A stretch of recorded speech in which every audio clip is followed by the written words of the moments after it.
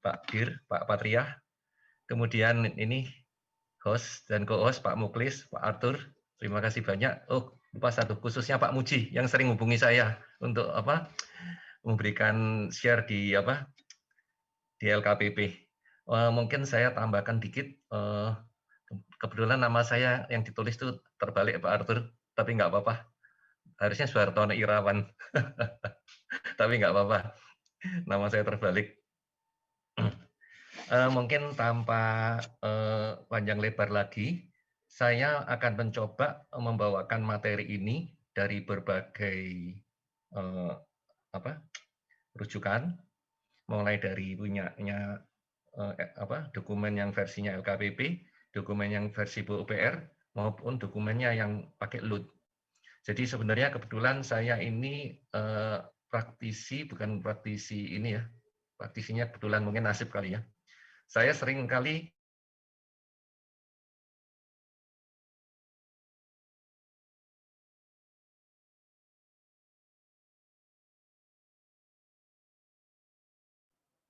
nggak ada suara, Pak.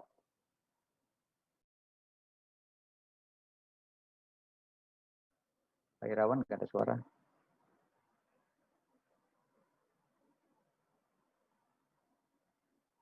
Arthur.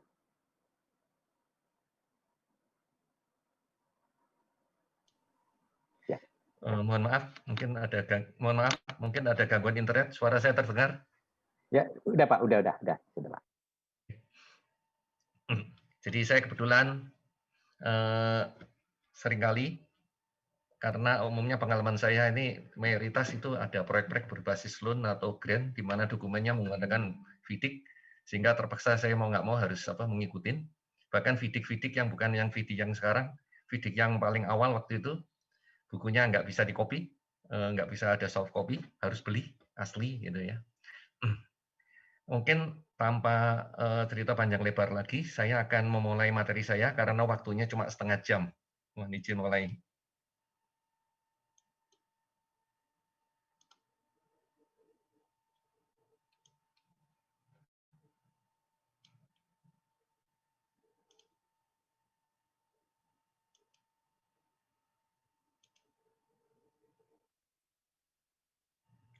Oke, Bapak Ibu sekalian, perkenankanlah saya mempresentasikan beberapa ini poin adalah sebenarnya saya tidak bermaksud bilang ini salah, ini benar. Cuma kalau ada yang kurang pas, mungkin ini bisa jadi masukan untuk perbaikan mendatang. Rujukannya, mungkin ini saya tidak usah panjang lebar lagi. Pertama, Perpres 16 2018. Kemudian berikutnya adalah yang dari LKPP, keputusan Deputi 1, ada nomor 3, 4, dan 5. Kebetulan keputusan Deputi 1 ini di dalamnya itu tidak ada kalimat untuk pekerjaan konstruksi. Adanya adalah jasa lainnya. Ya, jasa lainnya. Terus kemudian rujukan berikutnya ini adalah yang dari Permen PUPR yang nomor 14 tahun ini 2020. Ada 3 lampiran. Nah, di mana kalau yang dari Permen PUPR ini nggak ada jasa lainnya, ya, jasa lainnya. Bahkan tidak ada penjujuan langsung, ya, yang ada pengadaan langsung. Terus kemudian saya lanjut lagi, rujukan yang dari World Bank. Kenapa saya menggunakan World Bank seperti yang sudah-sudah? Karena dalam hal dokumen, World Bank itu paling pan. Karena nanti ADB, ISDB, JICA, dan yang lain, di prakatanya selalu mereka bilang, seizin dengan World Bank kita mengadopsi. Itu kalimatnya demikian. Jadi, World Bank yang terakhir adalah untuk pekerjaan. Kalau Perpres bilangnya pekerjaan konstruksi, adalah versi Juli 2019. Ini sudah menggunakan FIDIC yang 2017. Mungkin ada yang bertanya, ini FIDIC kok masih second edition? Karena yang first edition itu tahun 99. Jauh banget. Nah, di tengah-tengahnya itu apa? Ada FIDIC versi lain. Adalah Multi Development Bank, MDB. Ya, itu yang 2005, 2006, 2010. Loan-loan yang sedang berjalan itu masih menggunakan yang FIDIC MDB yang 2010. Terus kemudian yang disebut harmonized edition. Ya. Terus juga ada standar bidding dokumen untuk small contract, ya, lebih sederhana. Jadi nggak pakai FIDIC, ya, yang lebih sederhanakan. Terus ada procurement untuk goods, ada selection untuk konsultan. Ya. Nah, mungkin saya nyimak dikit aja, mengutip dikit dari UUJK. Pembinaan jasa konstruksi menjadi tanggung jawab pemerintah pusat. Terus pemerintah pusat ada definisinya. Next. Nah, ketentuan umum di Perpres ada barang, pekerjaan konstruksi, jasa konsultasi, dan jasa lainnya. Nah, sebelum Perpres ini selalu judulnya adalah pengadaan barang dan jasa. Sedangkan work atau pekerjaan itu dianggap barang. Ya. Padahal di dokumen World Bank itu jelas. Kalau barang itu goods, kalau pekerjaan itu work. Work-nya pakai huruf besar ya, bukan W-nya kecil. Ya. Kalau work-nya kecil, itu artinya adalah item pekerjaan. Jadi kalau work-nya pakai huruf besar, itu artinya pekerjaan secara gelondongan, keseluruhan. Terus ada jasa konsultansi. Ya. Yang terakhir, ada jasa lainnya. Nah, saya lihat kalau dokumennya LKPP ini lebih banyak, bukan judulnya bukan pekerjaan konstruksi, tapi jasa lainnya. Dan ini definisinya jelas jasa non-konsultasi, dan seterusnya. Nah, sehingga menurut Perpres ini ada 4 kelompok ya, A, B, C, D ini. Ya, barang, pekerjaan konstruksi, jasa konsultasi, dan jasa lainnya. Nah, kemudian ketentuan lain-lain di pasal 86. Terus kemudian Menteri garis miring kepala lembaga dapat menindaklanjuti pelaksanaan peraturan presiden ini untuk pengadaan yang didanai oleh APBN dengan peraturan Menteri garis miring peraturan kepala lembaga. Maka muncullah keputusan DPT 1 LKPP yang nomor 3 sampai 5 itu tahun 2018. Terus kalau Permen PU yang paling update adalah nomor 14 2020. Nah, ini dan sebagainya ini saya nggak tahu di kementerian lain tuh ada nggak gitu. Nah, istilah baku yang digunakan untuk World Bank, ya, untuk World Bank. Bidding dokumen. Bidding dokumen ini untuk goods dan work. Itu pakai istilah bidding dokumen. Terus pekerjaan konstruksi, tulisan konstruksi saya tulisin agak samar-samar karena di dokumennya World Bank itu pakai kata work saja, nggak construction work, nggak gitu, work aja gitu ya. Meliputi barang dan pekerjaan konstruksi. Terus kalau untuk seleksi konsultan, namanya bukan bidding dokumen. Kalau Bapak Ibu cari di dokumen World Bank, bidding dokumen untuk konsultan, itu nggak ada. Namanya itu RFP, Request for Proposal. Jadi istilahnya beda banget. Isinya juga beda. Nah, di dalamnya itu ada TOR, KAK ya, Time of Reference.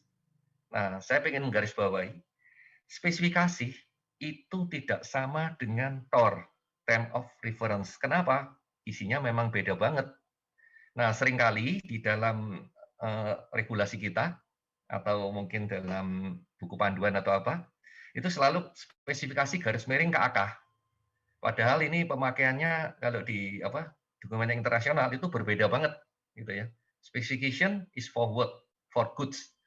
Tapi kalau time for reference itu for consultancy services, gitu. Ya. Jadi bidding dokumen itu nggak sama dengan request for proposal. Nah, ini sedikit arti construction.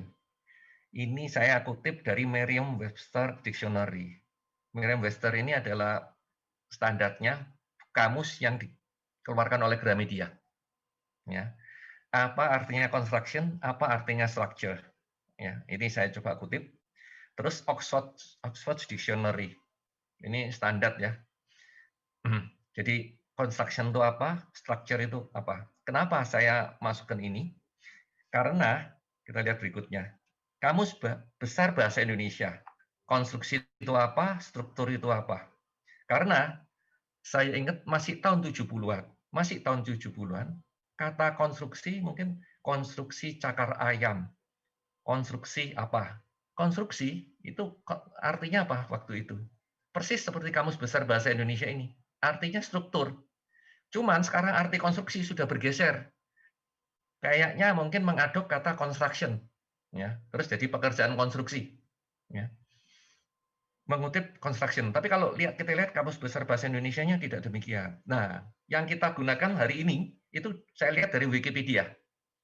Konstruksi, ini terjemahannya, bukan terjemahannya, saya kutip, suatu kegiatan membangun sarana maupun prasarana, objek keseluruhan bangunan yang terdiri dari bagian-bagian struktur. Nah, ini kita kayaknya belakangan menggunakan ini, ya, sehingga kata konstruksi. Nah, kenapa saya sedikit ngulas ini? Karena judulnya hari ini adalah rapat persiapan pelaksanaan pekerjaan. Nah, terus pekerjaannya adalah pekerjaan konstruksi. Nah, kalau di Perpres pekerjaan konstruksi itu definisinya ada di pasal 1 butir 30. Kalau saya amati secara indirect, konstruksi berarti kegiatan yang mencakup pembangunan, pengoperasian, pemeliharaan, dan seterusnya, kegiatan. Nah, kalau di VD, MDB, Multi Development Bank, GCC-nya, SSUK-nya itu, work dengan huruf B gede, itu tadi sudah dijelaskan, berarti pekerjaan, secara keseluruhan, gelondongannya. Kalau B kecil itu artinya item. Nah, baik keputusan Deputi 1 LKPP maupun Permen PUPR, pre-construction meeting diterjemahkan adalah rapat persiapan pelaksanaan. Digunakan baik untuk jasa lainnya, ini yang versinya LKPP, atau pekerjaan konstruksi, versinya Permen PUPR, maupun untuk jasa konsultasi. Nah, saya coba amati ya, rapat persiapan pelaksanaan, mulai dari yang versi LKPP, lewat keputusan Deputi 1 nomor 3 dan 4, ya. Itu tipikal semua, hanya pasalnya aja berbeda. Ya. Entah itu buat kerjaan work, fisik, maupun untuk jasa konsultasi, tipikal semua. Nah, terus kemudian isinya apa? Saya coba kutip. Di situ ada pasal yang namanya program mutu, dan berikutnya ada pasal yang namanya rapat persiapan pelaksanaan. Saya bacakan ya, mengenai program mutu. Penyedia berkewajiban untuk menyerahkan program mutu pada rapat persiapan pelaksanaan kontrak untuk disetujui oleh pejabat penandatanganan kontrak. Pejabat penandatangan kontrak. Ya, ini kalau di Permen PUPR dan PPK.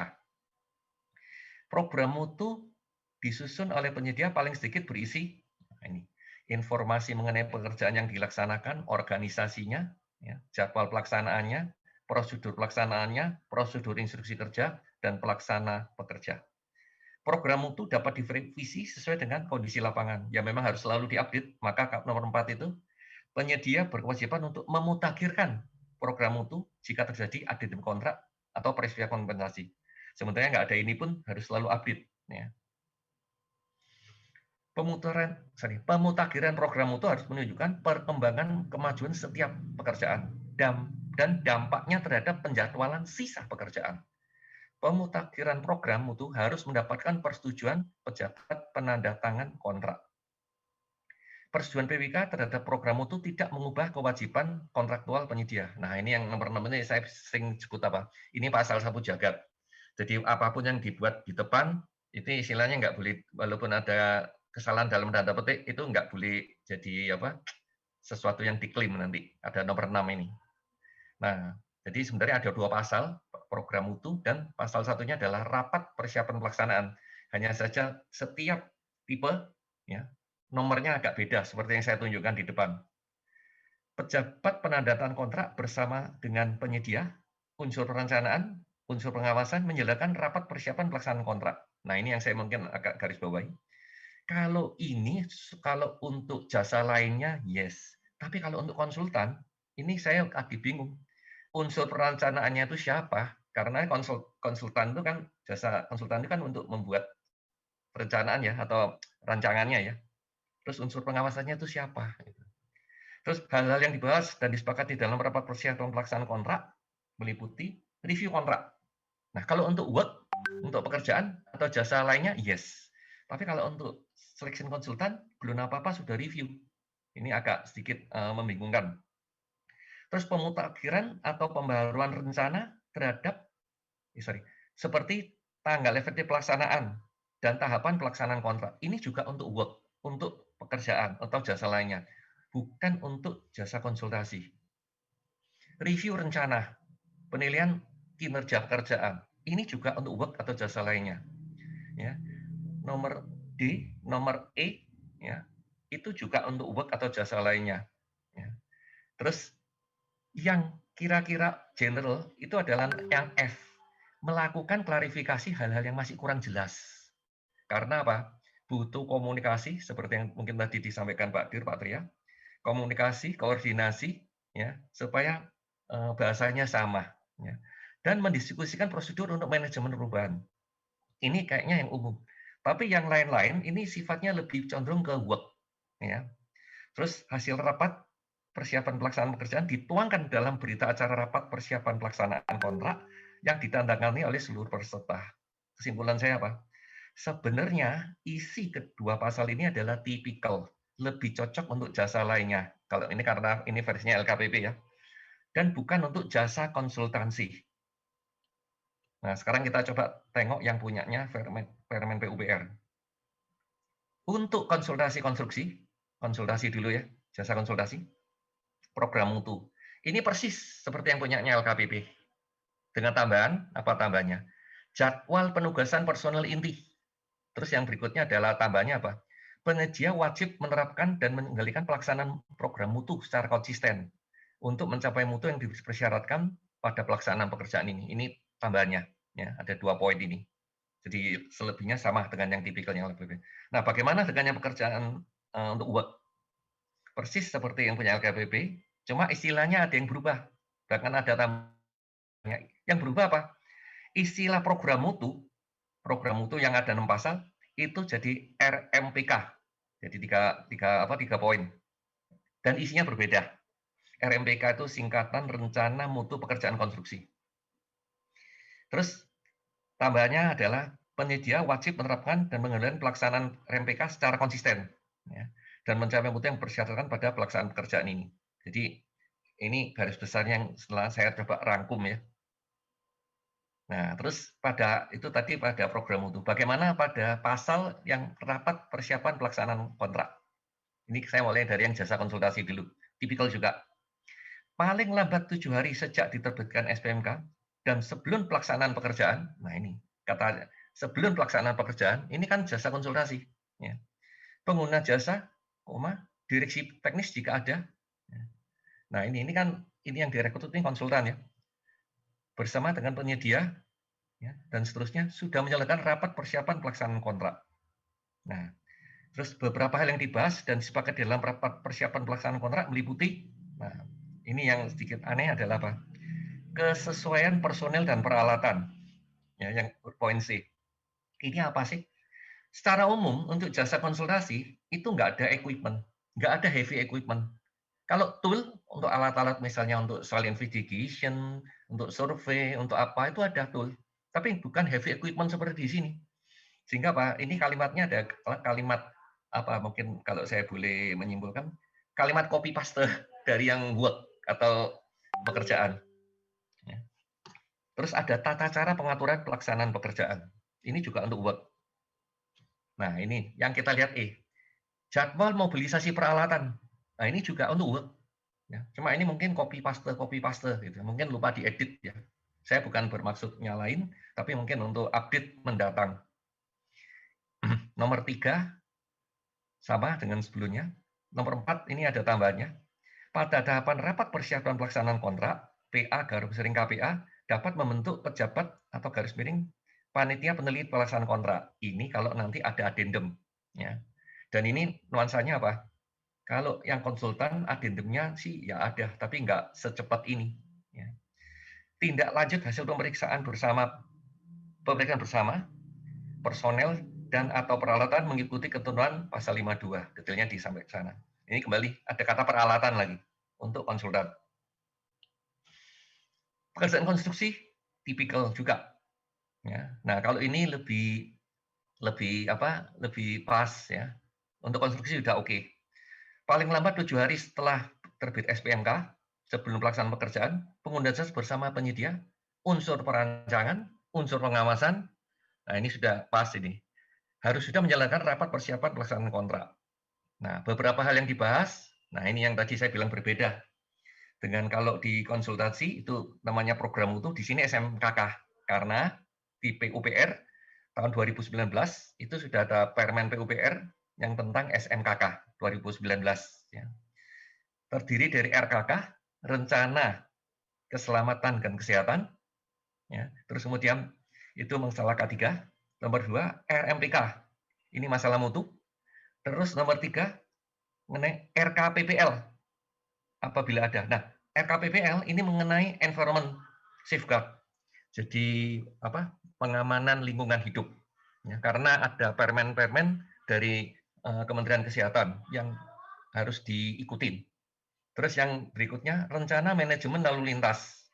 Apabila ada, mungkin yang ini di SDA untuk Cipta Karya nggak ada, tapi di Bina Marga ada. Terus rencana kerja, organisasi kerja, tata cara pengaturan pelaksanaan, termasuk permohonan persetujuan sebelum memulai pekerjaan, terus jadwal pelaksanaan pekerjaan diikuti uraian tentang metode kerja yang memperhatikan keselamatan konstruksi dan hal-hal lain yang perlu. Nah, hal-hal yang lain yang perlu itu apa? Ini yang di SSUK nggak mungkin nggak bisa rinci. Ya. Nah, kalau untuk di Bina Marga itu dituangkan dalam spesifikasi yang ada. Ya. Hal-hal yang lain yang tidak perlu. Sangat detail. Terus nomor 3 dan 4 ini sama dengan yang di atas. Terus berikutnya masih ada satu pasal. Jadi RKK ya, itu ada 6 ayat ya. Tapi tipikal semuanya sama untuk construction ya atau pekerjaan. Nah, terus kita coba lihat RFP. Ini selection consultant. Yang disubmit waktu lelang itu adalah technical proposal dan financial proposal. Nah, terus kalau kita lihat, saya kasih blok stabilo kuning, description of the approach, methodology, and work plan for performing the assignment. Assignment-nya apa? Assignment-nya untuk selection consultant tadi. Nah, sebenarnya di sini sudah ada. Jadi, kalau ada semacam PCM, saya tidak suka kata PCM ya, pakai kata PCM atau rapat persiapan pelaksanaan. Seharusnya itu judulnya mungkin rapat penajaman atau pemutakhiran daripada work plan. Bukan rapat persiapan pelaksanaan untuk works. Ya, seperti itu. Kalau ada rapat, mungkin tadi Pak Dir LKPP nyebut kick off meeting, itu kayaknya juga lebih pas. Ya. Nah, terus FIDIC. Pre-construction meeting, dalam FIDIC itu nggak disebutin. Namun, di FIDIC itu ada pasal tentang program yang isinya mirip ya dengan PCM yang harus disediakan oleh penyedia. Dan ini harus mendapat persetujuan dari engineer. Nah, kemudian detail rapat persiapan pelaksanaan pekerjaan yang tadi di SSUK disebut dan hal-hal lain yang perlu itu ada di sini. Ya. Termasuk detailnya SNKK, yang ada 4 tadi, ada 4 macam, itu ada di sini. Bahkan bukan sekarang. Ini sudah ada spesifikasi umum Bina Marga sejak 2010. Ya. Sekarang sudah yang update-nya versi 2018 Rev 2. Jadi mungkin kalau saya nggak tahu ya di SDA maupun Cipta Karya dulu mungkin belum detail, tapi yang punya Bina Marga itu sejak 2010 tuh speknya udah detail banget gitu. Mungkin saya akan sedikit masuk ke mulai 81 ya. Ini di FIDIC. Subclause 81, commencement of work. Ya. Ini apa? Tanggal mulai kerja. Ya. Kecuali ditetapkan lain dalam SSKK, ya, particular condition of contract. The commencement date, nah ini mungkin ini kalimat FIDIC ya. Kalau tanggal mulai kerja, itu yang istilah lama pakai commencement of work boleh, tapi yang untuk ini dia menggunakan commencement date. Jadi bukan commencement of date. Commencement date itu bahasa legalnya seperti itu. Ya. Haruslah tanggal di mana ya, kondisi-kondisi berikut ini dipenuhi. Ya. Yang kondisi-kondisi berikut ini enggak saya tulis di sini, terlalu panjang. Terus ini aja. Dan engineer notification, pemberitahuan dari engineer, ya, recording yang mencatat agreement dari kedua pihak untuk ya, pemenuhan ini dan instruksi untuk memulai pekerjaan diterima oleh kontraktor. Jadi kalau di FIDIC kalimatnya selalu pakai kontraktor. Ya. Kalau kita entah konsultan, entah kontraktor pakai istilah penyedia. Sedangkan kalau di dokumen yang internasional, kalau untuk goods itu bukan kontraktor, tapi judulnya supplier. Terus kemudian kalau untuk konsultan, judulnya itu pakai client, gitu, seperti itu. Program. Nah, kontraktor harus mengsubmit, ya, menyerahkan detail, ya, program, detail time program, ya, yang berbasis waktu kepada engineer dalam waktu 28 hari setelah menerima notice tadi, ya, yang saya sebutin di 81. Kontraktor juga harus submit revise program, ya, revisi program. Karena di penawaran dia kan mungkin sudah ngisi. Mungkin kalau nggak ada dia harus revise. Kalau bila mana program yang sebelumnya tidak sesuai dengan progres yang actual, ya, dan kewajiban kontraktor. Nah, setiap program itu harus termasuk apa? Ya, di order in which, ya, bagaimana kontraktor akan melaksanakan pekerjaan, ya, termasuk antisipasi, ya, waktu untuk setiap tahap. Kalau ada desain, kadang-kadang ada bagian yang harus didesain kontraktor. Kontraktor dokumen. Kontraktor dokumen itu apa? Termasuk method of construction dia apa itu ada di kontraktor dokumen. Ya. Procurement. Procurement di sini ini bukan procurement pengadaan seperti kita ya. Procurement di sini ini adalah internalnya kontraktor. Manufacture of plan. Jadi ini work ini bukan hanya work bangunan, kadang-kadang ada plan, misalnya instalasi pembersih limbah. Misalnya. Terus delivery on-site, ini juga masalah plan, kapan dikirim ke lapangan. Construction, pelaksanaan, erection, jadi erection untuk pemasangan, dan testing, pengujian. Jadi sebenarnya semua sudah, bahasanya singkat tapi sudah masuk di sini. Terus setiap tahap untuk pekerjaan, ya, yang ada kata it's nominated subcontractor, ada kata nominated. Bapak Ibu jangan kaget kalau di FIDIC itu ada kalimat nominated subcontractor, itu bukan nominasi pakailah subkontraktor ini, bukan. Karena yang denominated ini biasanya mempunyai spesifik kondisi khusus yang mungkin tidak ada subkontraktor lain nggak bisa. Nah itu seperti itu. Ya. Jadi itu ada namanya nominated subkontraktor. Jadi bukan yang apa, yang subkontraktor secara umum. Terus sekuen, ya, urutan dan timing inspection dan pengujian, inspeksi dan pengujian. Ya, jadi ini sebenarnya ini juga ada di SSUK juga ada. Terus ada supporting report yang termasuk, nah ini general description, ya, metode kontraktor yang akan cenderung untuk mengadopsi, terus tahapan-tahapannya dalam pelaksanaan pekerjaan, terus menunjukkan, ya, menunjukkan apa? Kontraktor reasonable estimate dari jumlah setiap, ya, setiap, bukan setiap jenis ya, setiap dari ini urutannya dari skill kapasitas personel kontraktor dan setiap kontraktor equipment. Nah ini harus ditunjukkan semua. Kemudian kalimatnya, jika tidak, engineer dalam 21 hari after, ya, setelah menerima program, memberikan pemberitahuan kepada kontraktor yang menyebutkan, ya, yang disubmit itu sesuai dengan kontrak, tidak. Ya, ini gambaran umum. Jadi yang ada di GCC, FIDIC itu adalah ini, program. Ya. Tidak seperti PCM. Ya. Nah, kemudian saya tidak ingin menjelaskan spesifikasi umumnya Bina Marga, cuma saya ingin fast track ada. Ya. Di mobilisasi itu ada detail dari pre-construction meeting. Ini isinya sama dengan SSUK, cuma di sini lebih detail. Ya. Ada kalimat sinkronisasi, khususnya untuk penyedia jasa. Ini ada General Superintendent, Kepala Pelaksana, dan ada QCM, Quality Control Manager. Ini kenapa harus sinkron? Karena memang disyaratkan bagian quality control itu harus independen, nggak boleh di bawah sektornya produksi. Ya, seperti itu. Terus kemudian ada masalah-masalah di lapangan. Nah, makanya di SSUK itu kalimatnya dan hal-hal lain yang dianggap perlu. Termasuk masalah lapangan, masalah rumijah, kadang-kadang lahannya belum bebas, sumber-sumber bahan, ya, masalah quarry, lokasi base camp. Ya. Terus yang berikutnya saya langsung loncat ke rencana kerja. Ya. Bagian jadwal pelaksanaan kontrak, ya, termasuk jadwal pengadaan bahan. Nanti saya akan jelaskan di ini. rencana mobilisasi, rencana relokasi kalau ada.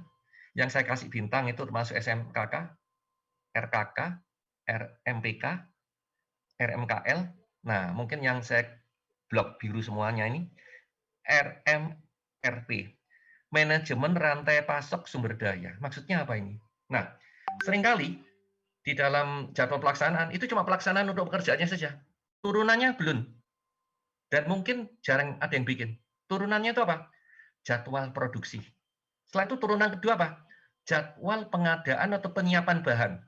Sehingga kalau itu ada semua, ya, turunan 1, turunan 2, kalau penyediaan bahannya saja sudah terlambat, itu dari awal sudah bisa diprediksi proyek ini pasti terlambat. Biasanya kalau sudah terlambat baru heboh. Ya. Sebenarnya dari dini sudah harusnya bisa diketahui. Kalau ini terlambat, apa antisipasinya? Ya. Terus kemudian RKPBL, ini mengenai environment. Ya. Terus kemudian yang ini juga detail, komunikasi, korespondensi, terus rapat pelaksanaan, pelaporan, dan pemantauan. Jadi ini untuk rapat persiapan pelaksanaan ini sangat-sangat lengkap. Ya, sangat-sangat lengkap. Bahkan, mungkin saya akan agak cepat aja, manajemen traffic. Ya, manajemen traffic, kenapa ini saya sampaikan? Saya nggak mau bikin detail, kuncinya satu. Ada analisa dampak lalu lintas. Ini dari Permen Hub Perhubungan 2016. Ya. Ini untuk apa saja, contoh? Akses ke dan dari tol, jalan tol, jalan layang, flyover, underpass, tunnel, dan ini masih banyak, nggak saya tulis di sini, yang di luar Bina Marga, ada pelabuhan, airport, dan sebagainya, itu masuk ke sini. Ya. Terus next, nah ini kalau yang punya versi Bina Marga, contohnya untuk pengamanan traffic ada 9 tipikal. Ya, ini alat yang harus disiapkan. Terus jadwal pelaksanaan, ini yang tadi saya sudah singgung. Nomor 2 itu jadwal yang S-curve umumnya. Yang berikutnya turunan pertama jadwal produksi, turunan kedua jadwal penyediaan bahan. Terus kalau ada jembatan di dalam proyek jalan itu harus dibikin terpisah untuk memudahkan pemantauan. Pengamanan dan pengamanan lingkungan hidup. Ini juga ada detailnya. Cuma ini yang saya kutip hanya beberapa saja. Beberapa saja. Terus kemudian ada K3. Nah, ini mungkin saya introduce saja. Karena di Permen PUPR yang 21 tahun 2019, itu akli K3-nya itu ada ketentuannya. Ya. Risiko tinggi, sedang, dan kecil. Kalau risiko tinggi, aklimat butuhnya itu akli utama, pengalaman nol, atau akli media, K3 minimum 3 tahun. Ini juga sudah dirinci. Ya. Terus identifikasinya dan potensi baik K3 itu ditetapkan oleh BPK. Ya. Jadi sudah ada ketentuan yang sangat lebih detail. Terus mengenai manajemen mutu, saya mungkin nggak akan detail. Ada namanya quality control, ada namanya quality assurance. Dua hal yang berbeda. Nah, cuma saya ingin garis besar aja. Penyedia itu ada di QC. Pengawas itu ada di QA, quality assurance. Ya. Terus ini mungkin poinnya sudah saya sampaikan. Quality control manager itu harusnya siapa? Terus quality control manager harus di luar bagian produksi. Jadi dia tidak manut gitu aja. Ya. Terus rencana pengendalian mutu mencakup apa saja. Terus ini ada beberapa QC plan harus termasuk struktur organisasi yang menunjukkan. Jadi struktur organisasi itu nggak sekedar cuma buat pelengkap. Aliran informasinya gimana, holding point-nya gimana, kalau ada kekurangan cara perbaikannya gimana, dan seterusnya. Ya, jadi ini di spesifikasi sudah sangat detail. Nah inilah titik-titik tunggu contoh. Ya, yang di bawah saya tulis dan seterusnya. Jadi sebelum pekerjaan di atasnya atau pekerjaan berikutnya, ini tahapan-tahapan ini harus dilewati, ya, dilewati dan disetujui dulu, gitu, sehingga baru masuk ke berikutnya. Sehingga kira-kira demikian pelaksanaan pre-construction meeting. Penutupnya apa? Dengan topik pembahasan yang demikian banyak, PCM itu tidak dapat dilaksanakan hanya dalam 1 hari. Karena saya lihat formalitasnya cuma 1 hari. Agar pelaksanaan PCM dapat lebih efektif, mungkin butuh beberapa rapat pra-PCM yang dilaksanakan terpisah, mungkin oleh tim kecil. Karena yang dibahas itu banyak. Schedule aja, schedule yang umum, turunan 1, turunan 2. Terus ada nanti RKK, K3-nya gimana, lingkungannya gimana. Terus kemudian pengendalian mutunya gimana, ya. Sedemikian banyak. Jadi itu kalau yang formalitas sehari itu kalau semua sudah siap, ya, karena ngundang banyak pihak. Mungkin itu kira-kira gambaran umum yang bisa saya presentasikan dalam waktu yang singkat. Ini waktunya sudah 15.39. Demikian, terima kasih atas perhatian Bapak Ibu sekalian.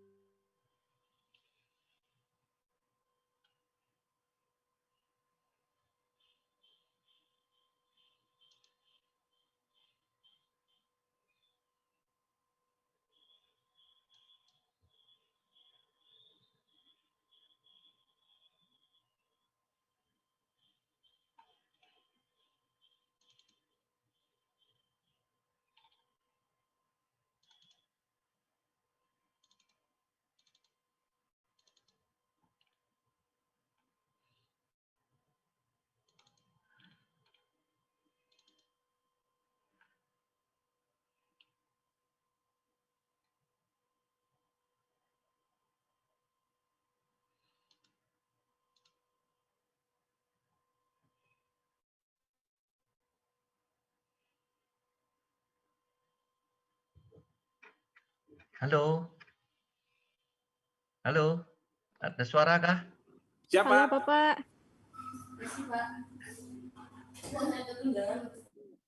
Mohon izin Fakpi, apakah tidak ada moderator atau host yang akan memandu acara ini?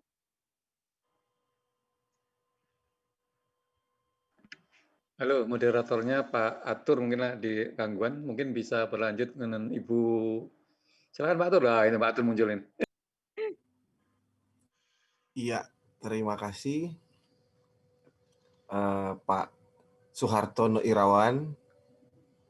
Mungkin selanjutnya dari Ibu Badria, waktu dan tempat saya persilahkan. Baik, terima kasih Pak Moderator. Izin monitor Bapak Ibu, apakah suara saya terdengar Bapak? Terdengar Bu. Terdengar, Bu. Ya. Baik. Bismillahirrahmanirrahim. Assalamualaikum warahmatullahi wabarakatuh. Selamat sore Bapak dan Ibu sekalian. Sebelumnya mohon maaf Bapak yang sebesar-besarnya karena Pak Direktur tidak bisa menghadiri diskusi PCM hari ini Bapak karena sedang dirawat di rumah sakit Pak. Jadi mohon bantuan doanya dan bantuan doanya mungkin mudah-mudahan Pak Direktur cepat sembuh. Seyogyanya yang harusnya menggantikan Pak Direktur adalah Kasubdit kami Bu, Kasubdit Kontrakonstruksi dengan Bu Elis Sumorna. Cuman beliau juga ada keperluan yang tidak bisa ditinggalkan, makanya meminta saya untuk mewakili untuk membacakan materi Pak Direktur yang sudah disiapkan. Kenalkan, saya dengan Ria, Bapak Ibu, nama lengkap Badria. Saya sedang bertugas di Bina Konstruksi sebagai subkoordinator pemantauan dan evaluasi di Subdit Kontrakonstruksi, Bapak Ibu. Jadi memang kami ini adalah staf-stafnya Pak Direktur di Direktorat Pengembangan Jasa Konstruksi di Jen Bina Konstruksi. Nah, untuk acara kali ini Pak Direktur sudah secara spesifik untuk menyiapkan materi. Mohon izin saya membacakan materi Pak Direktur ya, Bapak Ibu.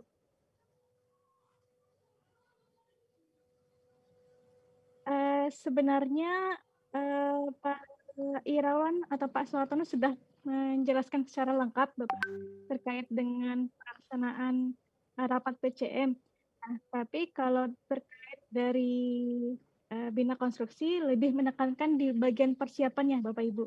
Jadi ada 2 rapat sebelum rapat PCM itu yang semestinya diperhatikan juga untuk Bapak Ibu sekalian sebagai anggota Fakpi dalam rangka mendampingi nanti penyedianya.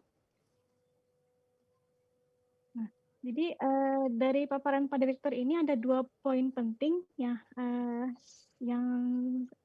akan disampaikan Pak Direktur seandainya Pak Direktur bisa berkenan hadir dalam acara kali ini, yaitu persiapan kontrak dan apa rapat PCM itu sendiri.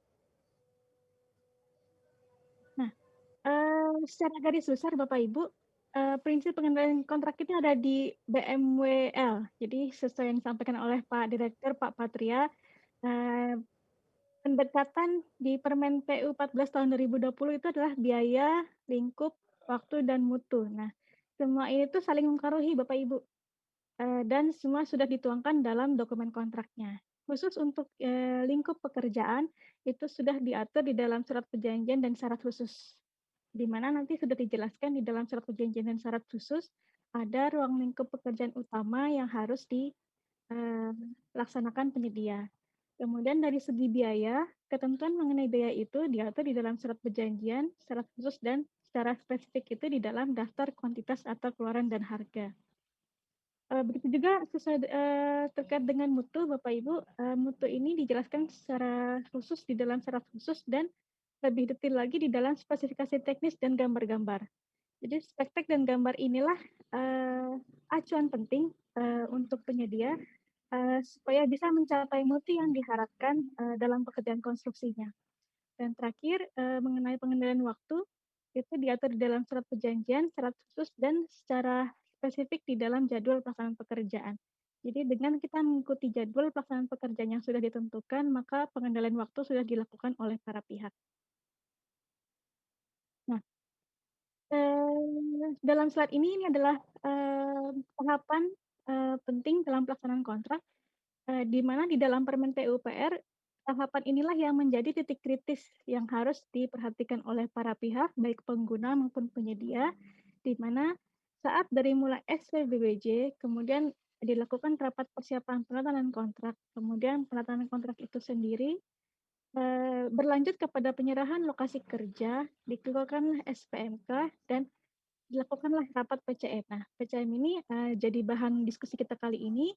Jadi memang merupakan salah satu titik kritis dalam pelaksanaan kontrak yang harus diperhatikan oleh para pihak.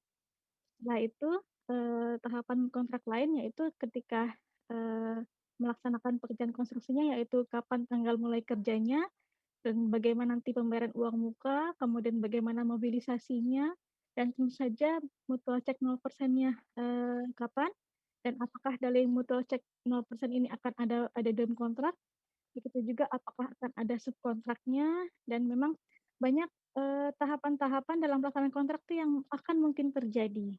Bisa saja ada terjadi keadaan kahar, ataupun ternyata terjadi kontrak kritis yang berakibat mengalami pemutusan kontrak dan sebagainya. Ini memang kontrak itu kan bersifat dinamis ya Bapak Ibu. Jadi memang tidak semua kejadian-kejadian dalam kontrak itu terjadi. Kemudian sampai kepada serah terima pertama dan sampai serah terima akhir dan berujung kepada berakhirnya kontrak ketika semua hak dan kewajiban para pihak terpenuhi. Nah, di Permen 14 tahapan pelaksanaan kontrak inilah yang menjadi titik kritis yang perlu para pihak kendalikan sehingga tidak berujung kepada sengketa.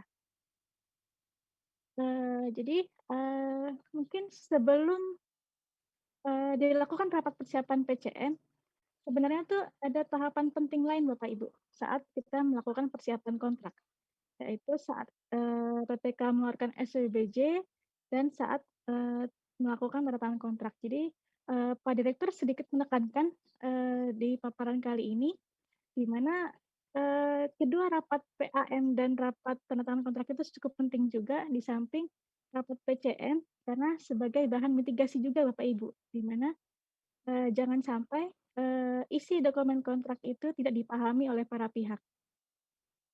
Nah, yang pertama saat sebelum SWBJ, setelah Pokja menetapkan pemenang, ada pilihan di mana KPK itu bisa menolak atas hasil pemilihan.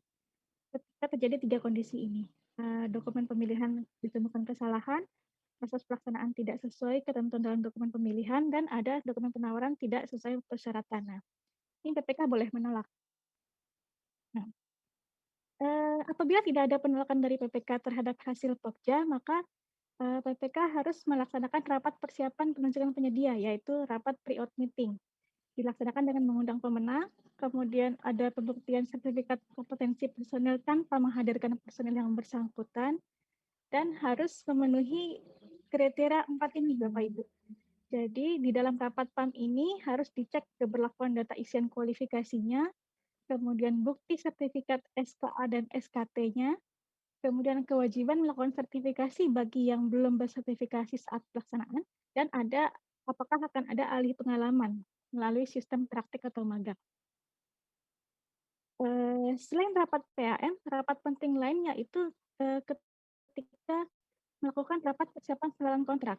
Jadi di sini setelah diterbitkan SPBJ, maka para pihak itu wajib melaksanakan rapat persiapan pengenalan kontrak, di mana harus dibahas salah satunya adalah dokumen kontrak dan kelengkapannya, Bapak Ibu. Jadi memang saat rapat tanda kontrak inilah dibahas satu persatu dari mulai isian dokumen kontraknya, mulai dari syarat perjanjiannya, syarat umum, syarat khusus, bahkan sampai kepada spesifikasi teknis, gambar, dan daftar kontrak dan harga. Setelah itu, jadi memang rapat persiapan kontrak ini mungkin sebagai salah satu mitigasi juga Bapak Ibu. Jadi untuk di yang dalam perusahaan, karena sudah dicek kelengkapan RKK-nya nanti yang akan dibahas saat PCF, kemudian kapan pertengahan kontraknya, kemudian apakah ada nanti tenaga kerja magang, kemudian nanti bagaimana cara menyerahkan jaminan uang muka dan pelaksanaan untuk penyedianya, dan apakah akan ada asuransi yang harus disediakan oleh penyedia, dan hal-hal lain yang harus diklarifikasi dan dikonfirmasinya. Baru, Bapak Ibu, di dalam rapat persiapan pengenalan kontrak ini bisa saja dinyatakan gagal oleh PPK. Jadi dalam hal penyedia tidak menyepakati dengan alasan yang objektif dan dapat diterima oleh PPK, maka penyedia tidak dikenakan sanksi apapun. Atau penyedia tidak menyepakati dengan alasan yang tidak objektif dan tidak dapat diterima oleh PPK, maka akan diberikan sanksi daftar hitam dan pencairan jaminan penawaran. Nah, baru kita masuk ke dalam diskusi hari ini ya Bapak Ibu tentang rapat persiapan pelaksanaan kontrak atau PCM. Jadi di dalam Permen 14 itu sudah diatur bahwa paling lambat 7 hari kalender sejak SPMK dan sebelum pelaksanaan pekerjaan, maka harus sudah dilaksanakan rapat persiapan pelaksanaan kontrak atau PCM ini. Nah, setelah dilaksanakan rapat persiapan PCM ini, maka para pihak harus membuat berita acaranya, Bapak Ibu, untuk mencatat kesepakatan apa saja yang sudah dibahas dalam PCM. Ketika nanti di dalam rapat akan ada perubahan isi kontrak, maka akan dibuatkan adendum kontrak. Nah, di dalam rapat PCM ini, PAKPA bisa membentuk pejabat peneliti pelaksanaan kontrak apabila nanti akan ada adendum kontrak yang harus dibuat. Kemudian kan seperti yang sudah disampaikan oleh Pak Soehartono sebelumnya, memang paling sedikit dibahas saat PCM yaitu bagaimana penerapan SMKK-nya. Bagaimana nanti isi rencana keselamatan konstruksinya yang akan dilaksanakan oleh penyedia, bagaimana isi rencana mutu pekerjaan konstruksinya yang harus selalu dipantau oleh penyedia untuk mencapai mutu sesuai dengan spesifikasi teknis. Kemudian apakah ada nanti rencana kerja RKPPL-nya untuk lingkungan dan apakah akan ada rencana manajemen lalu lintasnya. Kemudian dibahas juga bagaimana rencana kerjanya penyedia, kemudian bagaimana organisasi kerja baik oleh pengguna maupun penyedia, kemudian tata cara pengaturan pelaksanaan pekerjaan, termasuk bagaimana cara nanti penyedia akan melakukan permohonan untuk persetujuan memulai pekerjaan. Kemudian dalam PCM dibahas juga bagaimana jadwal pelaksanaan pekerjaan dan diikuti oleh uraian tentang metode kerja yang memperhatikan keselamatan konstruksi dan hal-hal lain yang dianggap perlu. Memang Bapak Ibu, PCM ini memang penting, sangat penting dan tidak harus hanya dilaksanakan satu kali sesuai masukan dari Pak Irawan tadi. Jadi PCM ini bisa dilaksanakan berkali-kali karena tidak ada aturan yang melarang PCM hanya boleh satu kali dilaksanakan. Kemudian, mengapa rapat PCM ini penting, Bapak Ibu?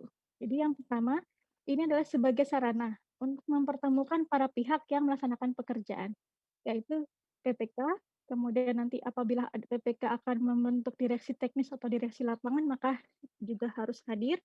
Kemudian konsultan pengawas dan penyedianya sendiri. Jadi memang ini sebagai salah satu sarana untuk mempertemukan para pihak.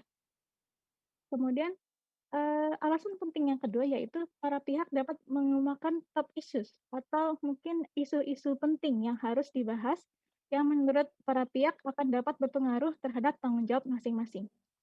Kemudian alasan ketiga yaitu para pihak dapat berdiskusi tentang cara paling efektif untuk menyelesaikan pekerjaan dengan standar dan mutu yang disyaratkan. Jadi memang rapat PCM ini atau rapat kick-off meeting ini memang sangat perlu Bapak Ibu dilaksanakan sebelum penyedia akan melaksanakan pekerjaan di lapangannya. Di mana hal-hal yang disepakati di dalam PCM ini akan dituangkan dalam berita acara yang ditandatangani oleh semua peserta rapat PCM.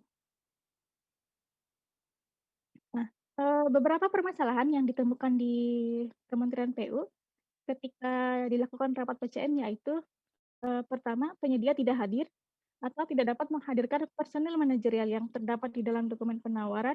Dan yang kedua, hasil kesepakatan PCM tidak dituangkan ke dalam berita acara. Sehingga apabila terdapat adendum kontrak berdasarkan hasil pembahasan PCM, ini bisa berpotensi menimbulkan sengketa. Kemudian, dari Bina Konstruksi, bagaimana strategi untuk mengatasi permasalahan tersebut, maka para pihak memang perlu membangun koordinasi dan komunikasi aktif. Nah, ini sejalan dengan penyampaian dari Pak Irawan tadi ya Bapak Ibu, bahwa memang komunikasi ini sangat penting dalam melaksanakan pekerjaan konstruksi. Kemudian memang penyedia harus menyiapkan personil manajerial sesuai penawaran ya Bapak Ibu. Jadi karena kan di dalam syarat umum sudah ditentukan bahwa personil manajerial yang diturunkan ke lapangan itu harus sesuai dengan yang dituangkan dalam dokumen penawaran dan sudah sesuai dengan dituangkan dalam lampiran A syarat-syarat umum kontrak, syarat khusus kontrak. Kemudian setelah rapat PCM itu para pihak harus membuat berita acara. Jadi untuk mencatat semua kesepakatan dari PCM tadi, karena PU sebagai regulator memang selama kami memantau, mengevaluasi pelaksanaan pekerjaan konstruksi di lapangan di Kementerian PUPR saja, itu memang ada beberapa satker yang tidak membuat berita acara PCM ini. Ataupun membuat berita acara PCM tapi tidak sesuai dengan Permen PU, baik Permen PU 7 2019 ataupun Permen PU 14 tahun 2020 yang terbaru. Kemudian mungkin ini sebagai sebagai tambahan masukan buat Bapak Ibu. Jadi memang para pihak itu memang harus punya itikat baik untuk bisa melaksanakan kontrak dan punya tanggung jawab saat melaksanakan semua pekerjaannya. Nah, mungkin demikian Bapak Ibu peserta di Forum Fakti, ini sedikit materi Pak Direktur yang bisa disampaikan dalam diskusi hari ini. Mungkin demikian, saya kembalikan kepada Pak Atas ya sebagai moderator. Ya, terima kasih Ibu Badria. Sama-sama Pak. Mudah-mudahan Pak Dr. PM diberikan kesembuhan. Amin. Agar bisa bergabung lagi dan beraktivitas seperti biasa. Selanjutnya Bapak Ibu memasuki sesi tanya jawab. Tadi sudah disampaikan kepada yang ingin bertanya melalui fasilitas raise hand. Nah, di sini juga hadir ada Ibu Sinta, ada beberapa praktisi yang mungkin bisa saling berdiskusi, bisa memberikan masukan-masukan. Silakan Bapak Ibu yang ingin bertanya melalui raise hand.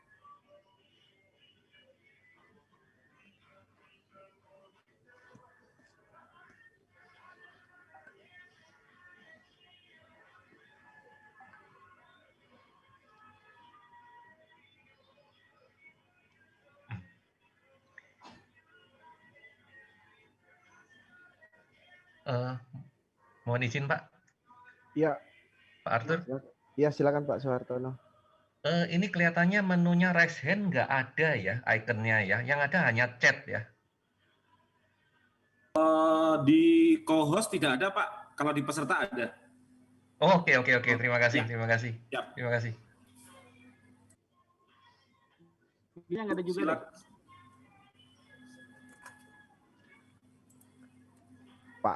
Ini juga kita sudah ada Pak Azik, tapi Pak Azik mungkin nanti tombol bertanyanya ditutup aja Pak Prof. Kalau Pak Azik bertanya. Mohon izin apa boleh bertanya? Boleh, Pak Azik. Pak Azik sudah jadi co-host soalnya. Terlambat Pak Prof. Silakan Pak Azik. Saya nyari tombol raise hand-nya nggak ada masalahnya ini. Baik, mohon izin Pak Alfian, Pak Arthur, Pak Muklis, Bapak Ibu sekalian, Pak Suhartono, Bu Badriah. Terima kasih banyak atas paparannya, ini sangat mencerahkan sekali. Jadi memang betul Pak, Ibu, berdasarkan pengalaman banyak PPK atau pengelola proyek di lapangan berhadapan dengan penyedia yang kurang perform karena memang dari awal tidak dimulai dengan proses PCM yang baik gitu. Sehingga kita nggak tahu tingkat kesiapan penyedia secara detail seperti apa.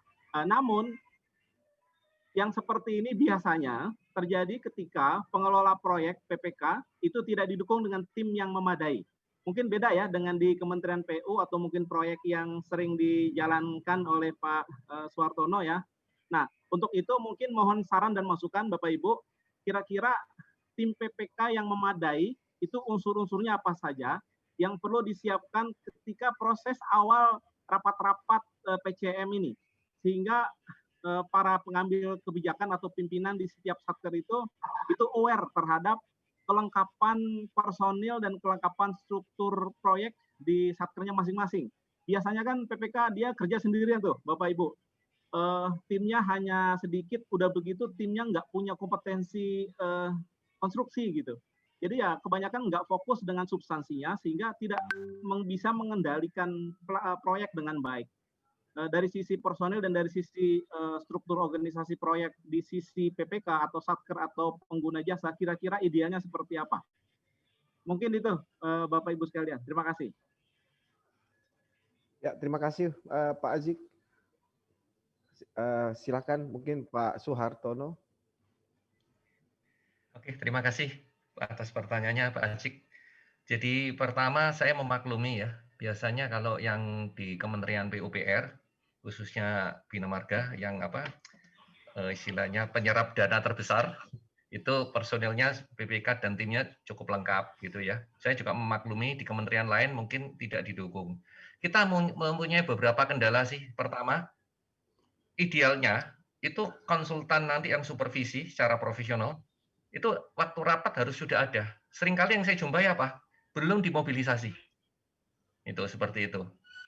Terus juga mungkin ini adalah sebenarnya ide saya yang lama, tapi saya nggak bisa menerapkan ini karena kebentur di Permen PUPR di SSUK-nya maupun yang versinya LKPP.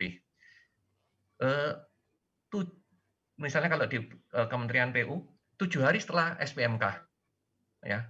Padahal dia tanggal mulai kerjanya biasanya kurang lebih sama-sama dengan SPMK-nya itu sendiri. Ya, argonya kan sudah jalan. Kalau argonya sudah jalan, itu kok judulnya pre-construction. Nah, saya sih kalau lihat dokumen yang zaman dulu, yang grand-grand yang LUN yang ada, itu adalah after letter of acceptance. Jadi setelah penunjukan pemenang. Nah, kalau di kita pre-award meeting-nya itu sebelum tanda tangan kontrak, idealnya itu sudah ada PCM.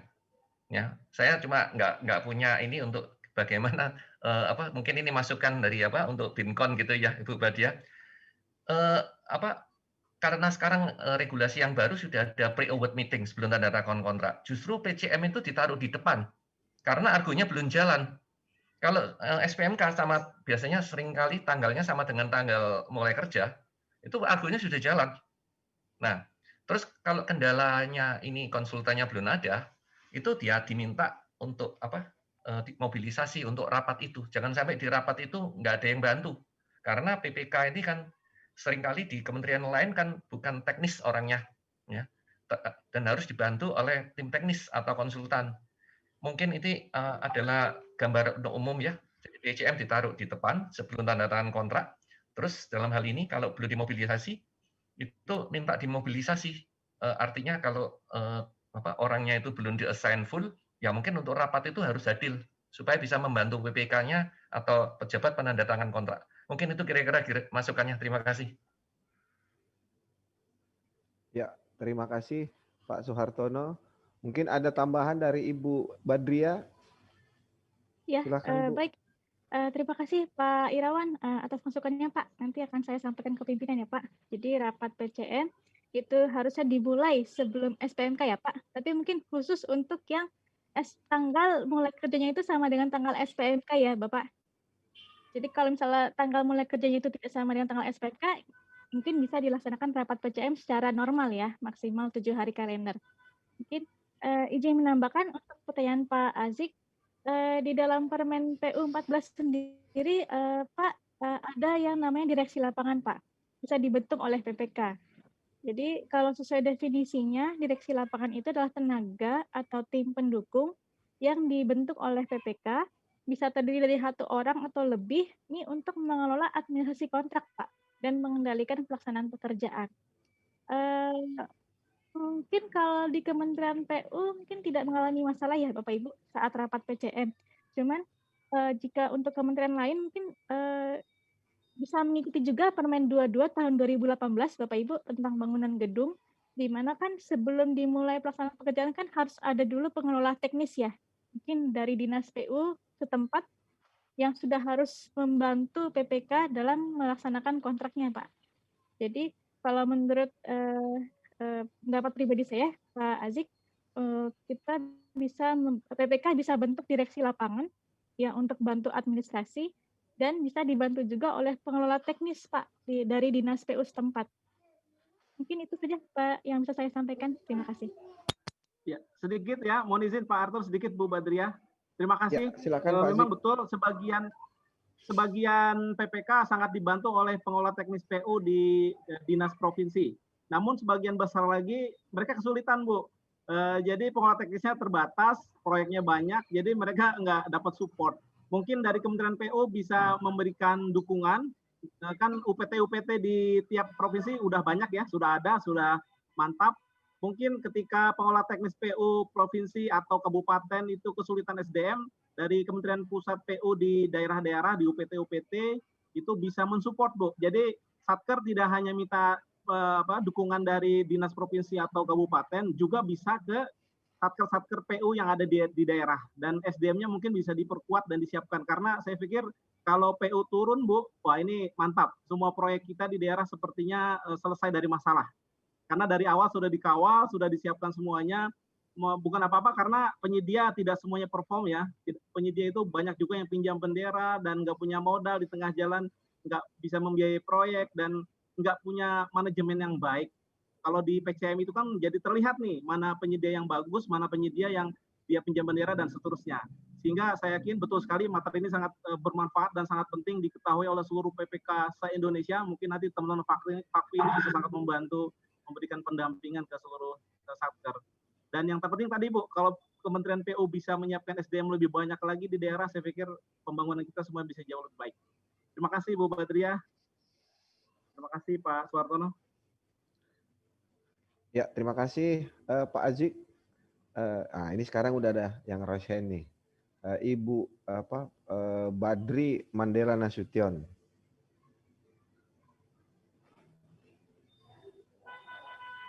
Silahkan Ibu.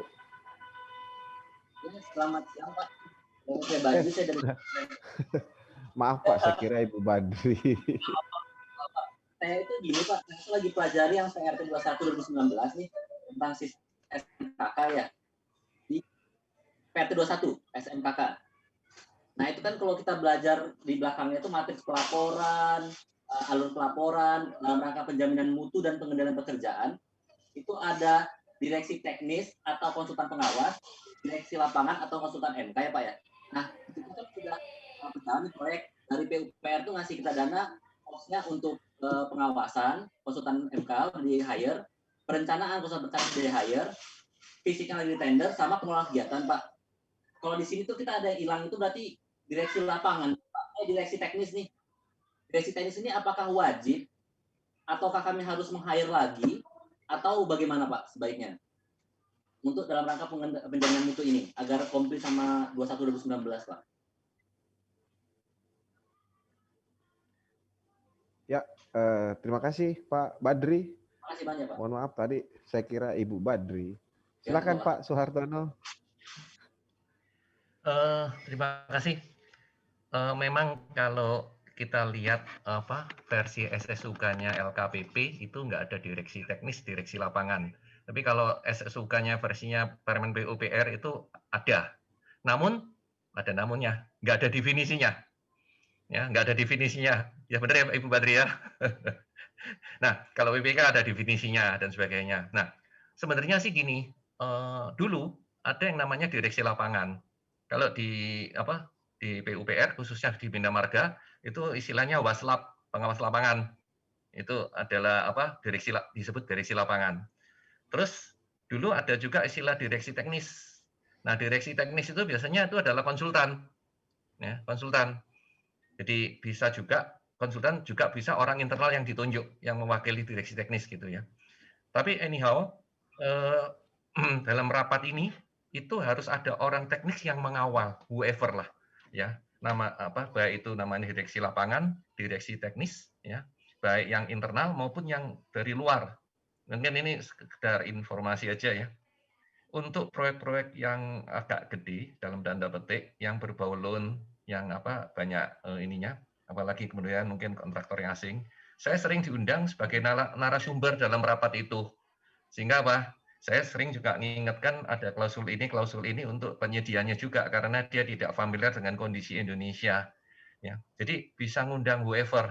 Cuma saya nggak tahu ini masalah administrasi paket. Seringkali kan ini paket-paket yang di luar kementerian ini saya nggak tahu untuk meng-hire gitu itu ada alokasi dipanya nggak gitu ya. Saya nggak tahu masalah administrasi ini. Tapi anyhow itu bisa di-hire dari luar itu. Terima kasih. Ya, terima kasih Pak Soehartono. Ibu Badria, mungkin Ya, ada ya, tambahan? Pak. Mungkin sedikit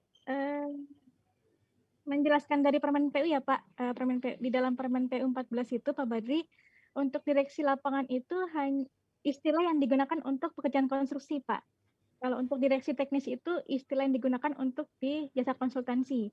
Jadi kalau misalnya paket yang tadi Bapak tanyakan itu untuk pekerjaan konstruksi, maka cukup tidak perlu lagi ditambahkan direksi teknis Pak, karena sudah ada konsultan pengawas. Mungkin demikian Pak Badri. Ya, terima kasih Ibu. Pak Badri mungkin sudah mendengar penjelasan dari Pak Soehartono dengan Ibu Badria. Mudah-mudahan sudah bisa memahami. Selanjutnya kalau ada peserta yang bertanya. Izin, berarti saya hanya konfirmasi. Iya, hanya ini aja mengkonfirmasi. Berarti kalau untuk di bagian alur ini ya, kalau kita konstruksi direksi teknisnya itu bisa dieliminir gitu ya Bu Badria ya. Berarti yang menyusun itu tetap si direksi lapangan Bu ya? Iya, direksi lapangan saja Pak. Ya, baik ya. Makasih Bu. Mari. Iya, terima kasih Ibu. Mudah-mudahan Pak Badri sudah bisa memahami. Kan? Nah, selanjutnya teman-teman, apakah tombol raise hand-nya sudah terlihat? Silakan menekan tombol raise hand yang ingin bertanya.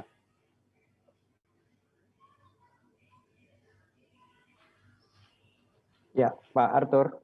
Nah, silakan Pak Alfian. Ya, saya mau sharing juga. Kenapa? Kalau mau bertanya, nanti saya tanya sama Pak Prof nih. Iya, iya berkaitan dengan Pak Azik ini punya pertanyaan. Kebetulan saya ini pelaku lapangan ini Pak Azik. Sebenarnya gini. Idealnya sebenarnya di pemerintah, kebetulan saya di pemerintah daerah, bukan di kementerian. Pemerintah daerah itu ada perangkat daerah. Perangkat daerah itu yang kita sebut OPD atau sekarang dulu SKPD atau OPD ya, organisasi perangkat daerah. Dan hampir semua perangkat daerah itu memiliki program kegiatan yang berkenaan dengan konstruksi. Katakanlah rumah sakit, membangun rumah sakit, katakanlah dinas kesehatan membangun puskesmas, katakanlah dinas kesehatan, dinas pendidikan membangun sekolah, ruang kelas, dan RKB dan seterusnya. Dan Pak Ajik betul apa yang disampaikan bahwa kompetensi PPK, katakanlah seorang dokter mengurusin konstruksi memang kewalahan. Dan kalau mau berbicara ideal, memang harusnya kalau berkenan dengan pekerjaan konstruksi, itu bagusnya di OPD teknis yang membangun. Itu katakanlah di Dinas PUPR ya, Dinas Pekerjaan Umum dan Penataan Ruang, kalau sekarang OPD-nya yang dimaksud. Namun itulah terkendala regulasi. Kalau di kementerian sudah berjalan tuh, PUPR membangun kampus, setelah dibangun diserahkan ke kampus dan sebagainya. Nah, pingin kita adalah bagaimana di daerah. Setelah saya telusurin, memang kita belum kuat di aturan itu, regulasi itu. Belum lagi berkenan dengan regulasi keuangan. Apalagi sekarang ada namanya Sistem Informasi Pemerintah Daerah, SIPD. Itu menghubungkan anggaran, perencanaan, pengadaan, sampai pada pembayaran. Ternyata terkendala honor. Jadi katakanlah kami di PU begitu Pak. Ketika Dinas Pendidikan meminta tenaga yang disarankan oleh Pak Ajik, terkendala honor.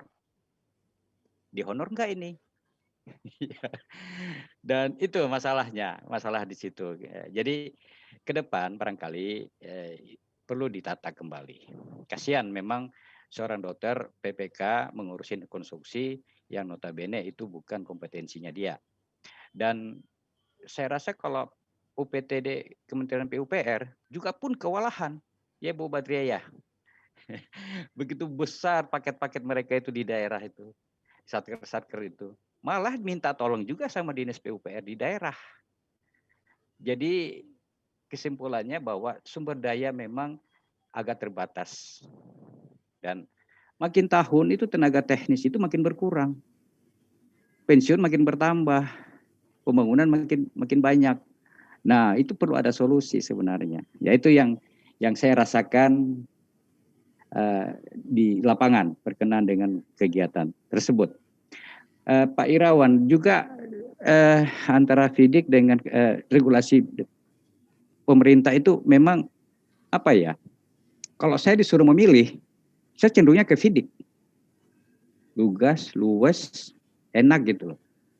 Tapi kenapa nggak mau mengikuti FIDIK gitu loh? Barangkali ada yang keliru, ada yang salah di negara kita ini ya. Terlalu banyak aturan, ternyata aturan itu nggak dilaksanakan, akibatnya dilanggar, akhirnya kan gitu. Nah, itu problem-problem itulah yang menjadi kendala kita di lapangan. Apa yang terjadi? Sudah, yang kualitas, tidak boleh begini pekerjaan, jalan dulu. Nah, itu kan masa bodoh namanya. Nah, itu masa bodoh. Oleh sebab itu, perbaiki regulasi. Aturan diperkuat. Sehingga fleksibilitas kegiatan di lapangan bisa berjalan dengan baik. Saya kira itu saran. Ini hanya pendapat aja Pak. Mohon maaf kalau saya keliru Pak Irawan, Bu Badriah, Pak Ajik dan kawan-kawan sekalian. Pak Arthur, silakan. Ya, terima kasih Pak Alfian. Mungkin Bapak Ibu ada yang mau bertanya, kan? Boleh sedikit nambah Pak Arthur, ini menarik nih. Silakan Pak Azik. Masalah honor ini. Mohon izin. Jadi mohon izin Pak, pemerintah sebenarnya sudah bijak. Dan PU juga sudah bijak menurut saya dengan mengalokasikan dana pengelola teknis kegiatan ya. Dulu itu kan termasuk honor-honor buat pengelola teknis dari PU ya. Namun belakangan agak sedikit kacau gara-gara terbit surat dari Cipta Karya kalau nggak salah ya. Bahwa honor-honor itu disiapkan oleh Cipta Karya. Kalau nggak salah, mohon kalau salah diluruskan. Nah itu bikin bingung. Artinya begini, yang kami perhatikan Satker sudah siap dananya dan bisa membiayai honor itu. Kalau di daerah mungkin agak sedikit masalah kali ya, masalah penganggaran pengelola teknis gitu. Iya, betul. Kegiatan. Tapi kalau di pusat saya lihat itu alokasinya selalu ada, dananya ada, tapi ketika mau dicairkan terkendala oleh surat Cipta Karya itu. Artinya begini, Mungkin masalah honor bukan berarti kita itu berharap honor, tapi memang keahlian itu harus dihargai gitu. Dan sebenarnya pemerintah bisa menganggarkan itu, namun jangan sampai ada aturan-aturan yang membuat pelaksana di bawah bingung, ini bisa dikasih honor atau tidak. Di Permen PU 22 kan sebenarnya juga sudah diatur secara rinci ya, pengelola teknis PU itu seperti apa dan sebagainya, mungkin bisa diperkuat sisi itunya. Jadi bukan karena faktor kalau nggak ada honor nggak jalan, tapi ini masalah keahlian yang memang harus dihargai gitu. Mungkin itu aja, masukan buat PU juga mungkin. Terima kasih. Ya, terima kasih Pak Ajik. Sangat mencerahkan. Nah, di sini juga kepada Bapak Ibu, Pak Suhartono, kita waktunya nanti sampai jam 17.30 waktu Indonesia Tengah, kan? Kepada yang ingin bertanya, dipersilahkan. Nah, mungkin sambil menunggu teman-teman mengumpulkan tenaga untuk bertanya, mungkin saya izin sama Pak Prof dulu nih, nanti jangan-jangan tombol raise hand saya juga udah ditutup, kan? Jadi begini Pak Suhartono, Ibu Badria dengan teman-teman sekalian, saya hanya ingin artinya bertanya, karena di PCM ini kan adalah rapat persiapan pelaksanaan. Nah, rapat ini sudah pasti ada berita acara. Berita acara ini adalah kesepakatan. Nah, karena di dalam PCM itu kan ada rapat tentang organisasi kerja, rencana kerja, semua-semua. Nah, dapatkah pengguna anggaran di dalam PCM ini menawarkan kepada penyedia, nah ini sehubungan dengan penyedia yang pinjam bendera, semua tidak bermodal dan lain-lain. Misalnya nih di dalam salah satu kesepakatan, apabila dalam waktu 7 hari kerja tidak dilakukan mobilisasi dan tidak ada laporan dari konsultan pengawas terkait aktivitas mobilisasi, maka akan dilakukan rapat PCM lanjutan, dan di dalam rapat dapat dilakukan pemutusan kontrak. Nah, bagaimana menurut Pak Suhartono sama Ibu Badria dan teman-teman, termasuk Pak Ajik, ada termasuk ada Ibu Sinta, Pak Alfian, Pak Prof. Nah, mudah-mudahan ini bisa mencerahkan kepada teman-teman untuk sebagai mitigasi risiko, ada hal-hal kritis yang bisa dimitigasi dari awal sebelum terlalu jauh melangkah. Mungkin demikian, kira-kira bagaimana Pak Suhartono? Izin Pak. Terima kasih Pak. Jadi tiap direktorat mungkin dokumennya agak sedikit berbeda ya. Mungkin kalau saya lihat dari spesifikasinya Bina Marga, itu kalau mobilisasi dari waktu yang sudah disetting terlambat, itu ada denda 1% dari nilai cost-nya mobilisasi itu sampai maksimum 50 hari. Ya, itu spesifikasi bicaranya seperti itu. Nah, sebenarnya kalau 50 hari sudah lewat, itu kalau mobilisasi kan is activity ya. Jadi kalau any kind of activity secara kontraktual, kalau dilanggar, itu termasuk default. Ya, defaultnya si penyedia. Secara umum bisa diputus secara umum. Ya. Namun kita juga punya kendala di SSUK kita. Seringkali itu masih pakai SCM1, SCM2, SCM3. Ini yang ada di Permen SSUK. Itu yang bagi saya itu enggak itu memberikan peluang untuk kontraktor, jadi PPK-nya juga nggak bisa mutus-mutus. Harus ada SCM1, SCM2, SCM3. Saya sih sepakat dengan Pak Alfian, saya sih pengennya kayak FIDIK itu aja. Kalau ini ditabrak, warning 1, warning 2, putus. Ya, tapi ini kan Permen, PUPR. Saya nggak bisa ngubah SSUK-nya. Itu pun saya menganulir di SSKK juga nggak bisa semudah itu. Gitu. Jadi ini juga masukan untuk Binkon gitu ya, Ibu Badria. Tolong itu yang SCM 1, 2, 3 itu tolong dievaluasi lagi. Memang spiritnya ya dari dulu itu judulnya kita tuh membina penyedia. Lah binanya sudah sekian puluh tahun tuh nggak selesai gitu loh. Ya. Jadi sudah waktunya kita era sekarang ini yang istilahnya zaman now gitu ya. Itu sudah mulai berani kasih gebrakan. Kalau ada warning 1, 2, 3, ya putus itu. Mungkin itu masukan saya. Terima kasih.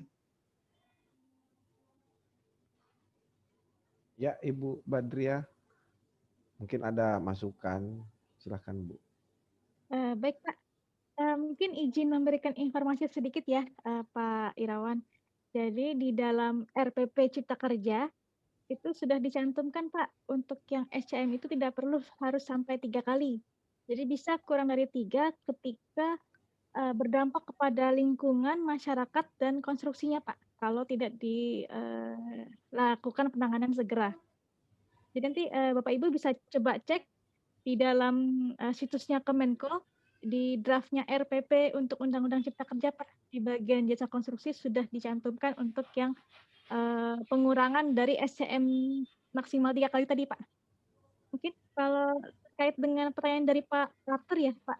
Jadi di PU pernah ada saat rapat PCM itu penyedia tidak hadir. Kemudian PPK itu kemudian mengundang lagi, Pak, untuk rapat PCM yang kedua. Tidak hadir lagi, Pak. Nah, kemudian PPK mengundang lagi, Pak, untuk rapat PCM ketiga. Tidak hadir juga. Nah, kemudian setelah itu PPK langsung putus kontrak, Pak. Jadi bisa. Jadi memang sudah dilakukan surat peringatan 1 sampai 3 kali, penyedia tetap tidak hadir saat rapat PCM, maka PPK langsung melakukan putusan kontrak. Mungkin demikian, Pak Arthur. Ya, terima kasih Ibu Badriah masukannya. Mudah-mudahan bisa disedot-sedot oleh Bapak Ibu yang lain. Nah, ini ada yang raise hand, ada Pak Ahmad Jailani, silahkan Pak.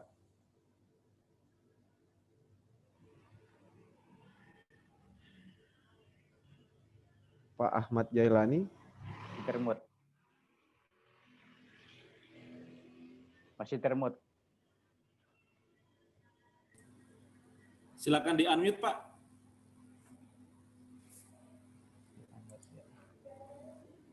Ya, kami ulangi, izin saya Jailani dari BPS, Badan Pusat Statistik. Izin bertanya terkait dengan jangka waktu untuk pemanggilan ulang tadi yang baru saja disampaikan Ibu Badriah. Apakah ada ketentuan menunggu minimal seminggu atau apa? Yang pertama.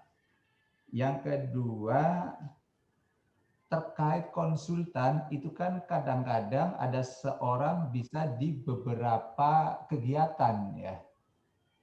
Nah, apakah di sini ada batasan ya seseorang itu katakanlah dia sebagai konsultan perencana misalnya di beberapa kegiatan maksimal berapa, termasuk juga yang pengawas ya, karena walaupun di sana kenal sebagai anggota, di sini sebagai anggota kan kadang-kadang sering seperti itu terjadi.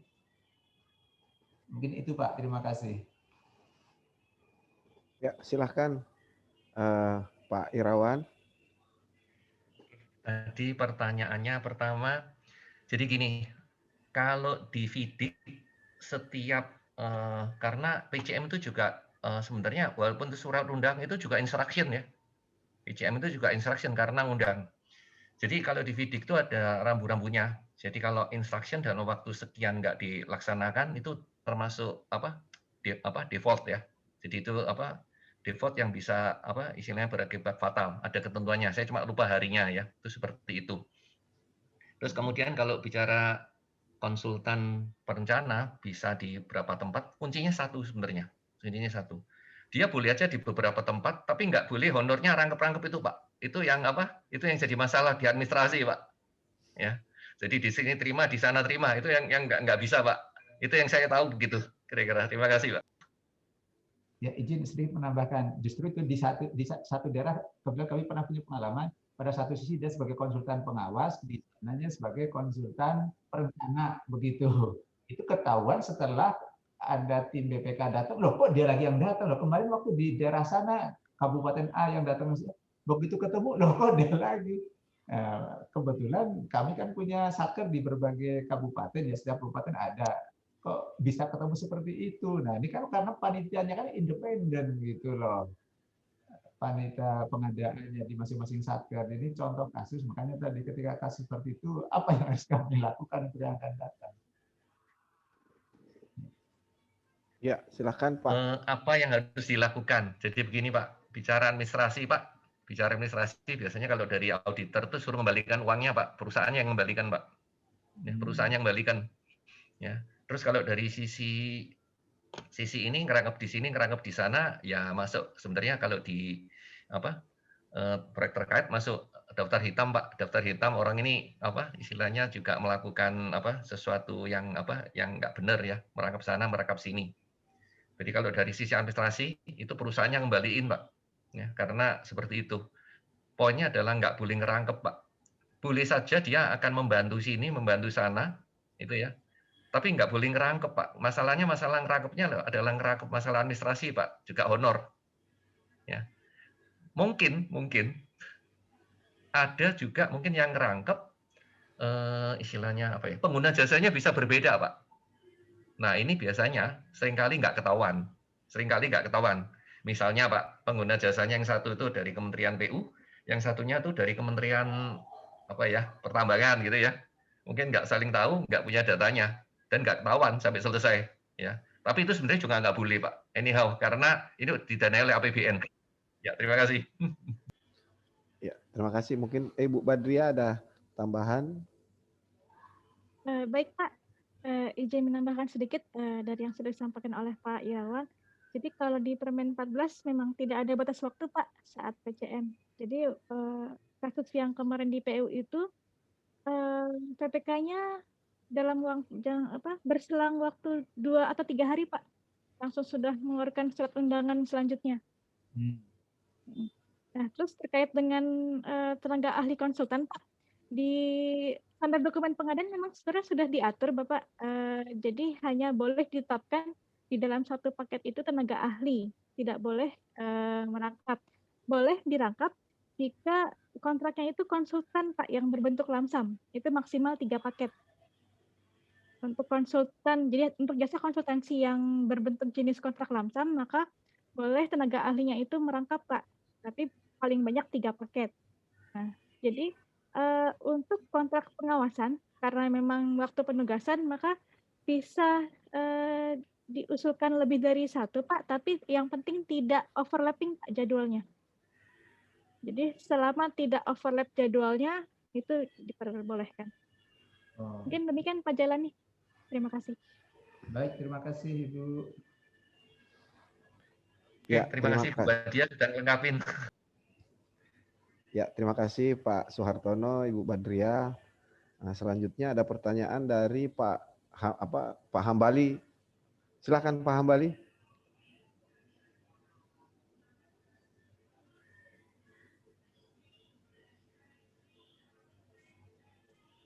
Baik, terima kasih Pak Atur. Assalamualaikum warahmatullahi wabarakatuh.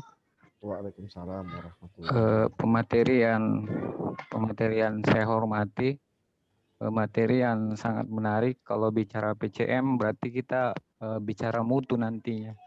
Tapi ini pengalaman saja Pak, selama 2 tahun ini kami ditunjuk selaku PPK, tetapi ketika PCM, apalagi PCM-nya ini sudah di penghujung tahun, artinya pekerjaan ini sudah di penghujung tahun, ini sepertinya seperti dilematis saja kalau untuk bicara PCM ini.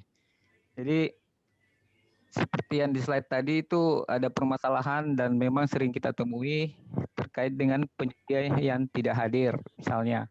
Ataukah misalnya ketika kita mengundang penyedia PCM sepertinya tidak siap atau mungkin tidak ibaratnya mungkin tidak konform untuk terkait dengan PCM ini.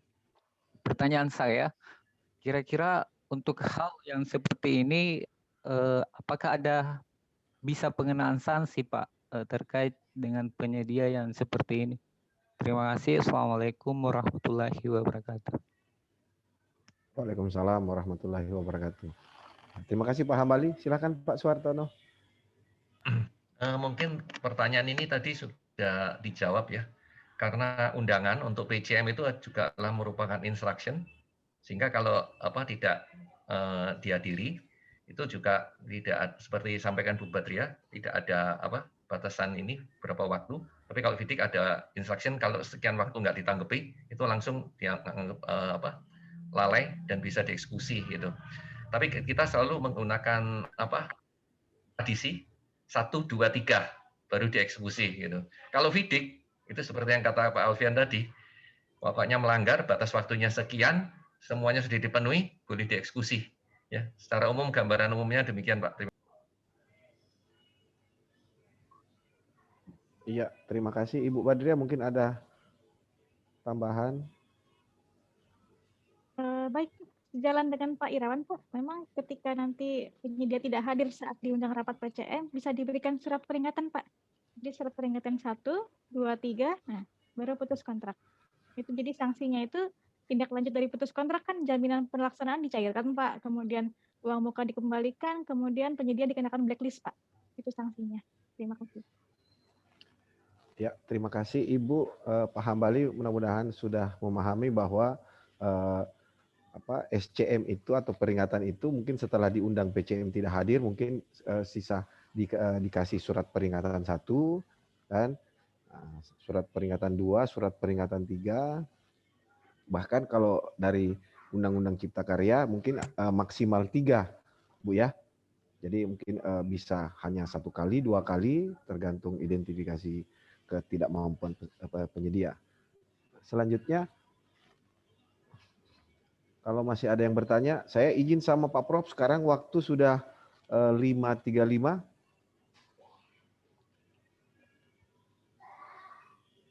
Ya. Masih boleh nggak nih? Silakan Pak Azik. Ya, lanjut. Ini mumpung lagi ada ahli nih, sayang kalau tidak jawab.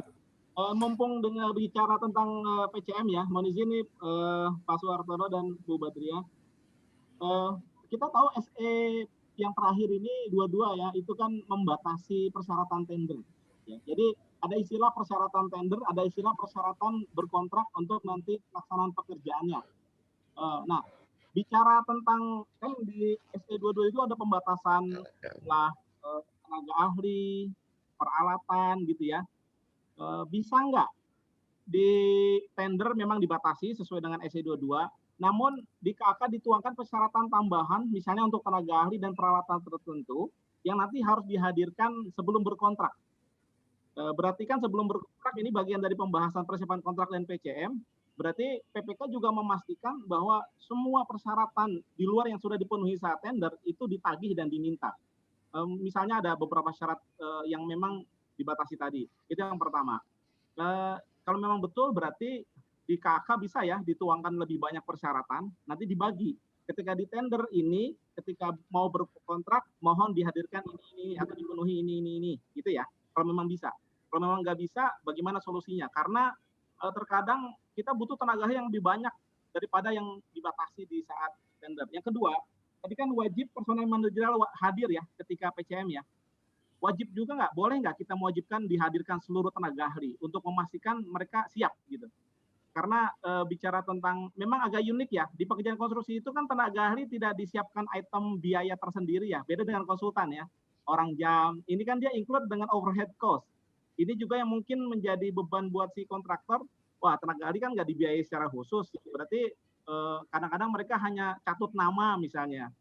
Kalau seandainya wajib hadir ketika PCM kan beda lagi kondisinya. Mungkin itu, terima kasih.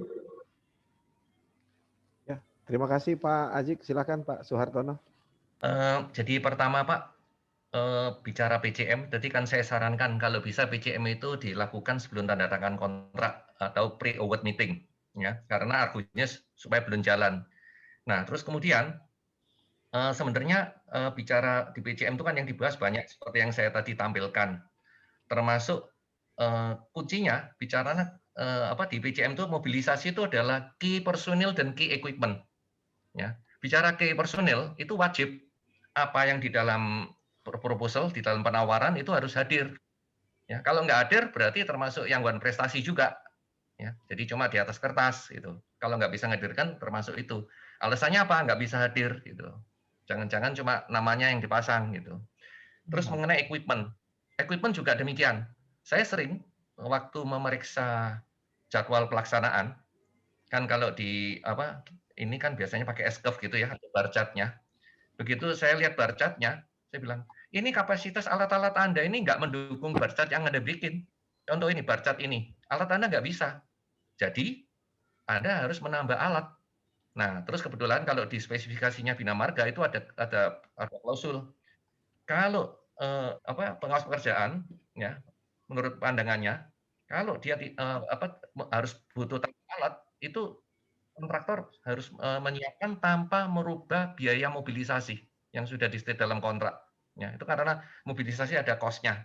Ya. Jadi nggak bisa excuse karena ini pengawas atau pengguna minta tambah alat. Karena ada reasonable-nya apa? Waktu di PJM kan periksa schedule-nya, ada bar chart-nya. Nah, bar chart-nya itu dilihat bobotnya, ternyata nggak mendukung dengan alat yang ada. Kan pertanyaannya, kenapa minta tambah? Lah yang bikin bar chart kan juga Anda. Kira-kira demikian Pak logic thinking-nya. Terima kasih Pak Ajik. Ya, terima kasih Pak Suhartono. Ibu Badria mungkin mau ada tambahan? Silakan Bu. Baik Pak. Mungkin sebenarnya harusnya ini tidak terjadi sih Pak. Jadi kan sebelum mungkin izin share screen materi Pak Direktur sekali lagi ya Bapak Ibu.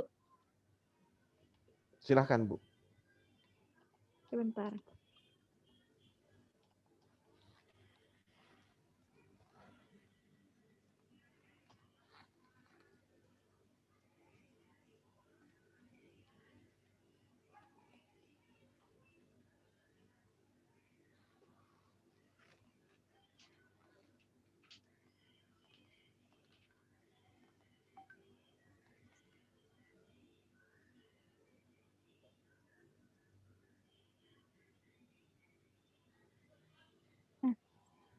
Mungkin tadi yang dimaksudkan oleh Pak Aziz itu di sini Pak. Jadi memang SE22 itu sebagai bentuk sedikit relaksasi saat persyaratan tender supaya tidak terlalu berlebihan ya.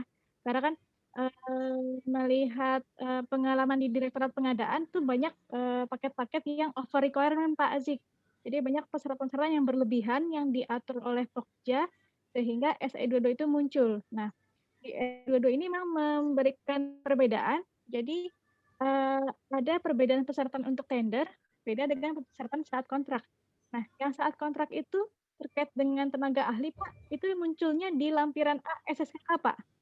Jadi kan di dalam lampiran A syarat khusus itu kan ada dicantumkan daftar personil manajerial, nah ataupun daftar peralatan utama.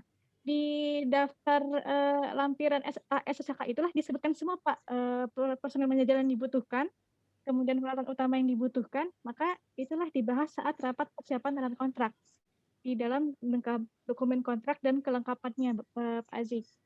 Jadi mudah-mudahan tidak ada masalah, jadi tidak perlu dicantumkan dalam KAK Pak, karena nanti akan muncul di dalam lampiran A syarat-syarat khusus kontrak, yaitu di daftar personil dan daftar peralatan. Mungkin itu sedikit tambahan untuk Pak Aziz. Terima kasih. Mohon izin bisa ngelengkapin dikit. Boleh Pak, silakan Pak. Jadi begini, di dokumen yang baik yang APBN dalam negeri sesuai dengan Permen maupun yang LUN itu mengenai key equipment dan key personil itu masuk kategori kualifikasi. Jadi selalu bicaranya adalah minimum requirement. Jadi itu karena key equipment, key personil, jadi nggak semua seperti yang Ibu Badia sampaikan. Jadi minimum requirement itu harus dipenuhi. Minimum requirement harus dipenuhi. Ya. Nah memang seringkali ya mungkin ini ada juga Pokja atau PPK waktu menyiapkan dokumen requirement-nya itu under ini ya mungkin copy paste atau gimana keterbatasan waktu ya. Ternyata alatnya itu kapasitasnya nggak cukup untuk pekerjaan yang segede ini gitu. Tapi kalau yang saya bilang di spesifikasinya Bina Marga itu ada klausul seperti itu.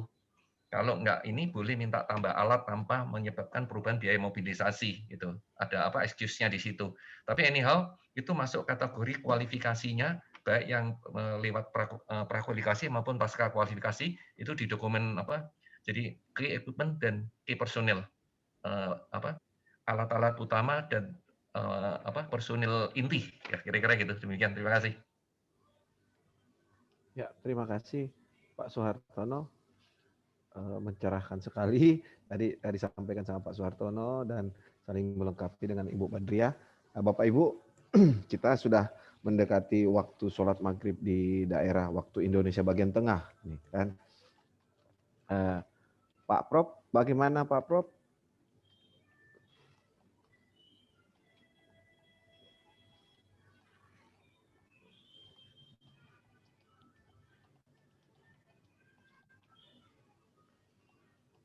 Waktu sudah jam 5.43 kan? Siap. Nah ini mumpung masih ada, ini jadi saya ulangi kembali tadi yang disampaikan oleh Ibu Badriah bahwa persyaratan yang untuk berkontrak itu sudah ada di dalam lampiran syarat-syarat, lampiran A syarat-syarat khusus kontrak, termasuk yaitu daftar personil dan daftar peralatan utama. Itu mungkin bisa lebih banyak daripada yang dipertandingkan, Bu ya. Oh ya, oke. Terima kasih Ibu. Ini saya juga dapat tambahan baru nih kan. Nanti saya sama-sama Pak Alfian ini akan mengedukasi teman-teman di Sulawesi Selatan. Jadi memang PCM ini beberapa hal menjadi kesepakatan, termasuk tadi yang disampaikan Pak Suhartono bahwa PCM ini adalah instruction, kan? Nah, diskusi kita sore ini sangat menarik, tapi waktu jualah yang akan memisahkan kita. Namun kegiatan edukasi, tahapan edukasi setelah setelah materi ini mungkin tidak berhenti di sini, namun silakan kepada Bapak Ibu untuk ditularkan kepada instansi masing-masing. Nah, terima kasih banyak kepada Pak Suhartono. Mungkin ada closing statement. Silakan Pak, sebelum kita berakhir. Terima kasih Bapak Ibu yang sudah dengan sabar mengikuti webinar ini sampai selesai. Karena ini diadakan pada jam biasanya jam yang rada bikin ngantuk gitu ya. Dan webinar ini tidak mudah, offline itu biasanya lebih semangat gitu ya. Tapi anyhow, saya juga sudah berupaya menyampaikan pointer-pointer yang sudah saya sampaikan di dalam handout saya, dan nggak mungkin saya baca semua. Tapi poinnya satu hal yang saya sampaikan, bahwa PCM itu penting banget. Pertama adalah menyamakan pandangan, ya, untuk pelaksanaan. Dan satu hal, seringkali PCM itu adalah dilaksanakan secara formalitas, biasanya sehari selesai, ngundang berbagai pihak. Yang penting sudah tanda tangan semua, dianggap formalitas selesai. Tapi sebenarnya PCM more than itu, gitu ya. Jadi sebenarnya PCM itu adalah tool-nya itu ke depannya mau kerja maunya gimana sih, gitu. Itu sebenarnya poinnya ada di situ. Sehingga seringkali saya sarankan, ya tolonglah sebelum benar-benar PCM ada pra PCM kecil-kecil yang mungkin oleh tim terpisah. Misalnya tim lingkungan yang bikin RKPPL, nanti bagian rencana mutu yang sendiri, K3 sendiri, sehingga untuk mempercepat, sehingga waktu benar-benar PCM bahannya sudah siap semua. Seperti ini adalah sudah saya sampaikan di penutup handout saya. Terima kasih Pak Arthur, Bapak-bapak, Ibu semua, terima kasih. Ya, terima kasih banyak Ibu Badriah. Statement. Baik Pak Arthur.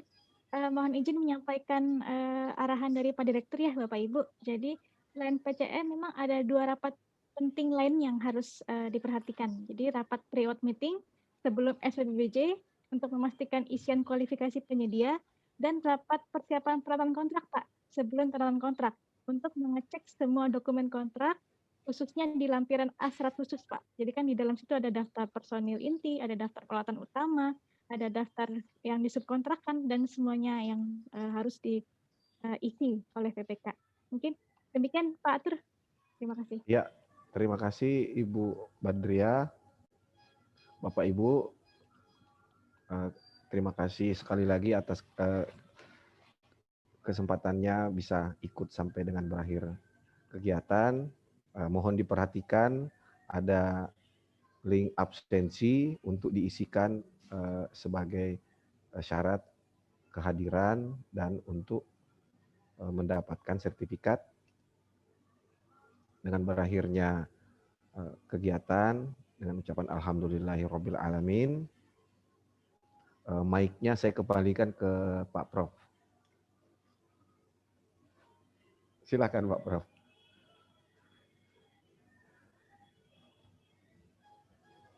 Udah. Silakan bergabung Bapak Ibu. Sudah bisa di-unmute semuanya.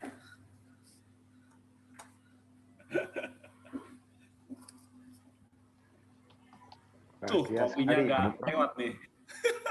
Pak Prof, berapa bulan kok udah tebel tuh janggutnya? Nah, di sini masih ada apa para ahli di sini yang kompeten. Ibu Sinta juga tadi belum harus turun tangan, istilahnya belum harus turun tangan Ibu Sinta. Dan jadi ini mumpung masih ada Pak Suhartono sambil menunggu teman-teman menyelesaikan absensi. Nah, silakan kan.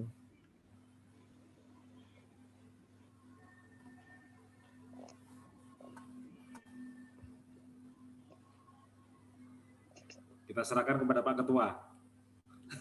Ya. Ya.